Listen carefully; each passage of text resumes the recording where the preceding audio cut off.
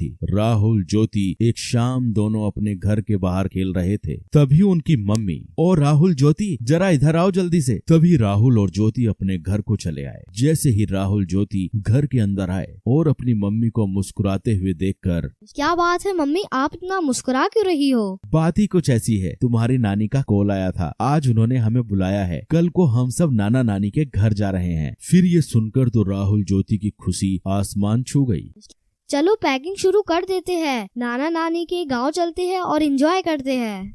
फिर क्या, दूसरे दिन सुबह सब लोग जल्दी नाना नानी के गांव के लिए निकल पड़े। राहुल ज्योति का नानी का घर काफी खूबसूरत और छोटा सा गांव था, जहां सब खेती बाड़ी करते थे और प्यार से रहते थे। राहुल ज्योति जैसे ही नाना नानी के घर पहुंचे तो उनके स्वागत के लिए नाना नानी तैयार खड़े थे। राहुल ज्योति को नाना नानी बोले, राहुल ज्योति आ जाओ, हमारे पास को आ जाओ। फिर राहुल और ज्योति नाना नानी के पास जाकर उनसे लिपट गए। फिर खास नाना नानी की बनाई हुई स्वादिष्ट खाना खाकर राहुल ज्योति ने थोड़ी देर आराम किया और फिर दोनों अपने नाना नानी हाल का मजा लूटने के लिए तैयार हो गए। ये लो, तुम दोनों के लिए मैंने खास इमली का रस बनाया है, इसे जल्दी से पी लो, इसे गर्मी में पिया जाता है। नानी की बनाई हुई इमली का रस पीकर तो राहुल ज्योति एकदम तरोताजा हो गए। फिर नानी जी ने आम के पेड़ पर एक बड़ा सा झूला टांगा। राहुल ज्योति झूले पर बैठ गए और झूला झूलते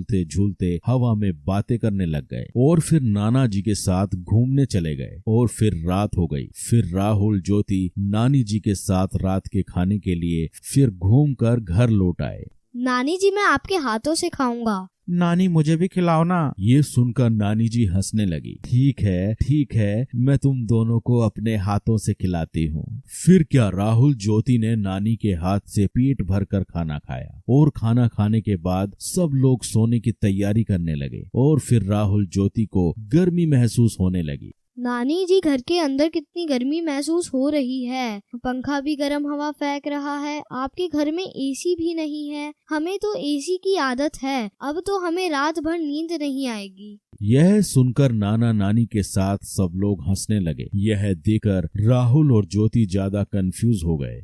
आप सब हंस क्यों रहे हो? हमने कुछ गलत कह दिया क्या? ना बेटा ना, तुमने कुछ गलत नहीं कहा। छोटा सा तो हमारा गांव है, हमारे पास एसी कैसे होगा बेटा, लेकिन हमारे पास एक ऐसा एसी जरूर है जो तुम्हारे शहर में नहीं होगा। नानी जी ने फिर जाकर छत पर गद्दे बिछाए और सोने लगे। नानी, हम भी आपके पास सोएंगे। हाँ, तुम दोनों मेरे पास सो जाओ, आओ सो जाओ। फिर क्या, खुले आसमान के नीचे थोड़ी हवा में राहुल और ज्योति आराम से नानी के पास सो गए और नानी से कहानियां सुनते सुनते दोनों को प्यारी नींद आ गई। तो बच्चों, आपने इस वीडियो में देखा राहुल ज्योति का नानी का घर। दो जादुई घर। नरेटर, ये कहानी दो जादुई घरों की है जो एक छोटे से गाँव में स्थित थे।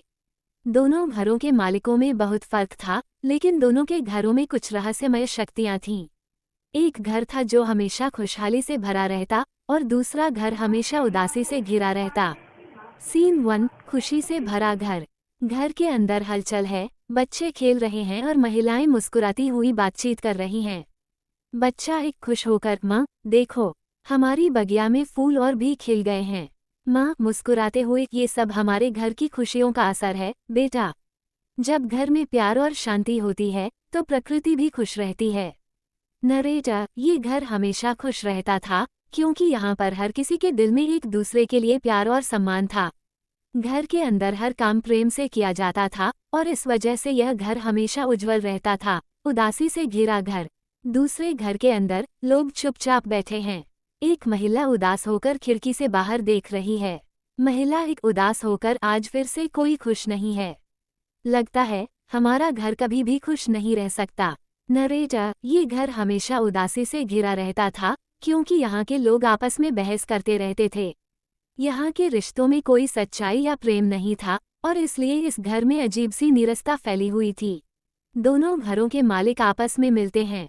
मालिक एक खुश होकर, तुम्हारा घर बहुत सुंदर और खुशहाल लगता है, तुम्हारा राज क्या है? मालिक दो गंभीरता से, हमने कभी एक दूसरे से सच में प्यार किया है, हमारे घर में किसी भी बात पर लड़ाई नहीं होती। नरेटर, ये सुनकर दूसरा घर का मालिक समझ गया कि सुख और शांति घर में तब आती है जब रिश्ते मजबूत और सच्चे होते हैं।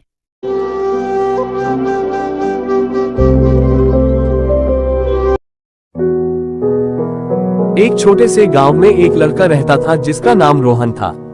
रोहन बहुत गरीब था लेकिन वह बहुत मेहनती था। वह अपने माता पिता की मदद करने के लिए हर रोज खेतों में काम करता था। रोहन के गांव में एक बड़ा सा त्योहार आया। सभी लोग त्योहार की तैयारी में व्यस्त थे। रोहन भी त्योहार में भाग लेना चाहता था लेकिन उसके पास पैसे नहीं थे। तभी रोहन को एक विचार आया। वह अपने खेतों में काम करने वाले एक बूढ़े आदमी के पास गया और कहा, मैं आपके लिए काम करूंगा लेकिन मुझे त्योहार के लिए कुछ पैसे दे दो। बूढ़े आदमी ने रोहन की बात मान ली और उसे कुछ पैसे दिए। रोहन ने त्योहार में भाग लिया और बहुत खुश हुआ। लेकिन त्योहार के बाद रोहन को एक बड़ा झटका लगा। उसके माता पिता बीमार हो गए थे। रोहन ने अपने माता पिता की देखभाल की लेकिन उनकी तबीयत नहीं सुधरी।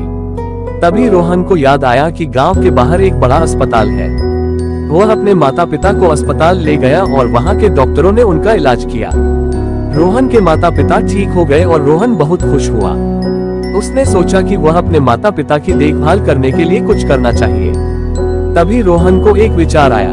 वह अपने गांव में एक अस्पताल खोलेगा ताकि उसके गांव के लोगों को इलाज के लिए दूर नहीं जाना पड़े। रोहन ने अपने विचार को साकार करने के लिए मेहनत की और जल्द ही उसके गांव में एक अस्पताल खुल गया। रोहन के गांव के लोगों ने उसका धन्यवाद किया और रोहन बहुत खुश हुआ। अब रोहन के गांव में कोई भी बीमार नहीं रहता था। सभी लोग रोहन की मदद से ठीक हो जाते थे। रोहन का नाम पूरे गांव में फैल गया और वह एक सच्चा समाजसेवक बन गया। रोहन ने साबित किया कि अगर हम मेहनत करें और अपने लक्ष्य को पाने के लिए दृढ़ रहें तो हम कुछ भी हासिल कर सकते हैं। रोहन की कहानी से हमें ये सीख मिलती है कि हमें कभी हार नहीं माननी चाहिए और हमेशा अपने लक्ष्य को पाने के लिए मेहनत करनी चाहिए। रोहन की कहानी एक प्रेरणा। कोई सच्चाई या प्रेम नहीं था और इसलिए इस घर में अजीब सी नीरसता फैली हुई थी। दोनों घरों के मालिक आपस में मिलते हैं। मालिक एक खुश होकर, तुम्हारा घर बहुत सुंदर और खुशहाल लगता है, तुम्हारा राज क्या है? मालिक दो गंभीरता से, हमने कभी एक दूसरे से सच में प्यार किया है, हमारे घर में किसी भी बात पर लड़ाई नहीं होती। नरेटर, ये सुनकर दूसरा घर का मालिक समझ गया कि सुख और शांति घर में तब आती है जब रिश्ते मजबूत और सच्चे होते हैं।